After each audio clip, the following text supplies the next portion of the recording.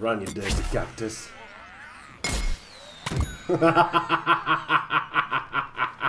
Surprise! Rumor on the street is that Dave has a super secret mansion somewhere, and if the plants cannot defend it, he's going to be living on the streets. That's right. So it is up to me, the Camo Ranger, to go ahead and put Dave out on the street. I don't want Dave living in no fancy mansion. I need to put him out. That's it. On your bike, son. You're out. You've been evicted. What is up, guys, and welcome to some more Plants vs. Zombies Garden Warfare. It has been one of the most fun games I've played in a long time. Why? Just because of the silliness of it. And now I'm going to explain a little bit about the game. I'm going to give you some tips on starting into the game and just basically what it all means, because it's a little bit complicated, but those of you from a Battlefield background, you can relate this to Battlefield things such as your battle packs. Battle packs, for example, it's pretty much the same thing here with stickers packs.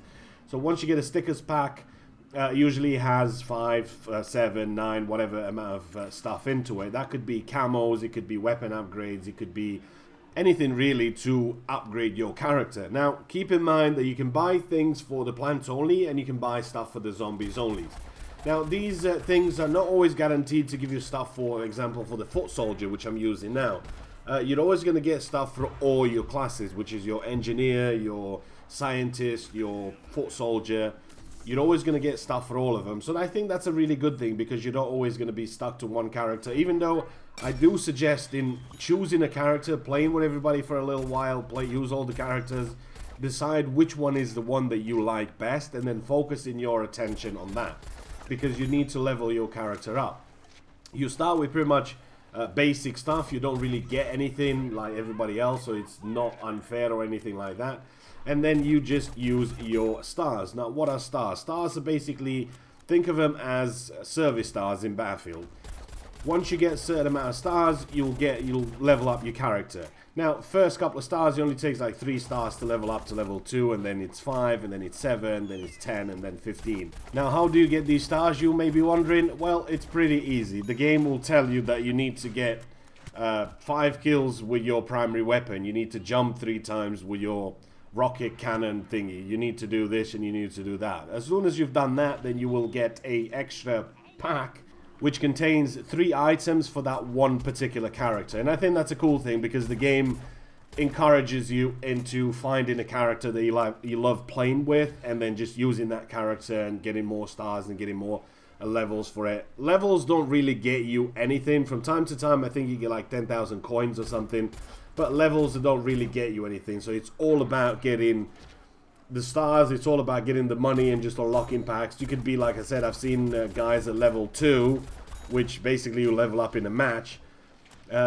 with some really cool stuff. So I think it's just a matter of what you found, and if you pre-ordered, maybe you got some cool stuff. I'm not really sure about that, but overall, I think that once you get into the game, my advice is keep to one character. Once you've unlocked a lot of things for that one particular character, you will gain more money, therefore unlocking different things for different characters. But when you do decide to go and play with a different character, you already would have unlocked tons of different things for it. So it makes things a lot easier for you in the long run.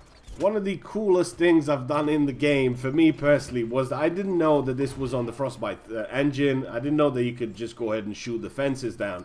And it was basically me and another guy just sitting in front of a fence and thinking, well, shit, I'm going to get you. No, I'm going to get you, but I can't get through.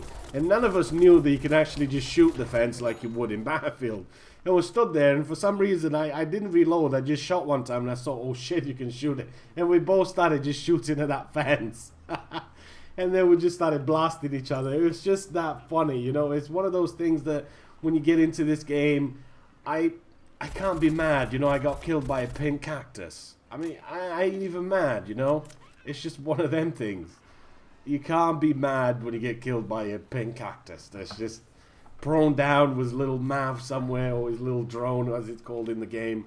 It's just fun. I still think that one of the major issues in this game is the voice. Every time you join the game, everybody's mic is on. There is no option for you to mute them. Then you have to get into the game, and you can't do it in the lobby either. You have to literally spawn in the game in order for you to do that. And I think that's a huge problem, because it's annoying as hell. And trust me, when you get into the game, you'll feel my pain when it comes to the PC.